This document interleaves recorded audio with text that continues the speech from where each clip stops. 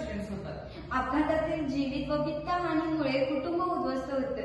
मृत्यू एकाचाच होतो पण संपूर्ण कुटुंब उद्ध्वस्त होते। अरे हो, मग ह्याचा उपाय काय? याच्यावर उपाय एकच, स्मार्ट हेल्मेट। विकसित भारत बिल्डथॉन 2025 अंतर्गत वडगाव विद्यालय व ज्युनियर कॉलेज पेठ वडगाव आम्ही मी आर्यन, मी असावरी, मी गायत्री, मी अर्पिता, मी धनश्री सादर केला प्रोजेक्ट स्मार्ट हेल्मेट। मग या स्मार्ट हेल्मेटचे वैशिष्ट्य काय?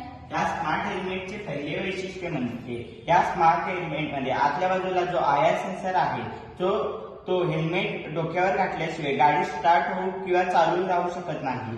दारू पिल्यास हेल्मेटमधील MQ2 सेन्सर ऍक्टिव्ह होतो व रेड लाईट लागते आणि दर्शवते की गाडी चालू शकणार नाही।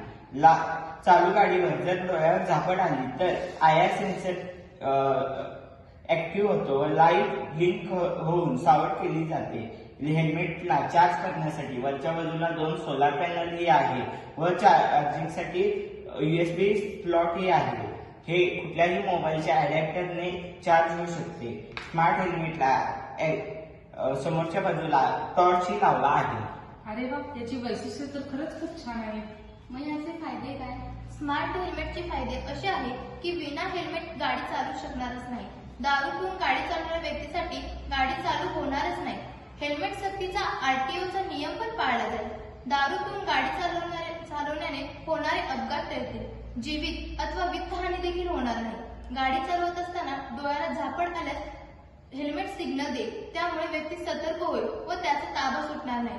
स्मार्ट हेल्मेट चार्ज होण्यासाठी यामध्ये 2 सोलार पॅनल बसवलेत, यामुळे हेल्मेट रिचार्ज देखील होईल।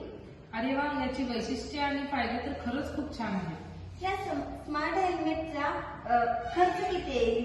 हे हेल्मेट आपल्याला अत्यंत कमी किमतीमध्ये म्हणजे साध्या हेल्मेटला आपण स्मार्ट हेल्मेट बनवू शकतो। अरे वा, किती छान! हे जर स्मार्ट हेल्मेट गाडीबरोबर जर भेटले तर होणारे अपघात व त्याचे परिणाम नक्कीच टळतील।